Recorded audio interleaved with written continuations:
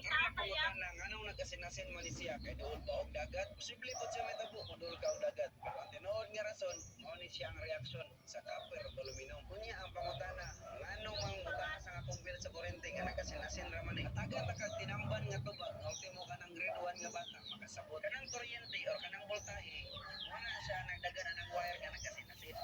Karon og agi ana sa voltahe din na siyempre mo baba, mo drop ang mong voltahe kay nagkasinasin man.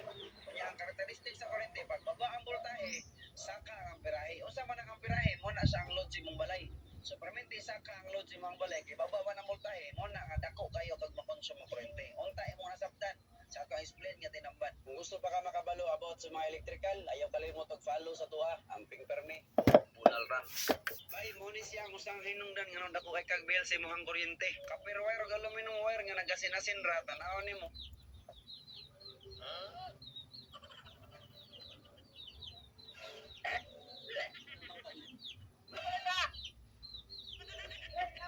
Karon guys kaning mga gamit is pipin dili tanan natong pagsulod sa plastic kay makita na ko niya mga gamit na ko sa mga naan.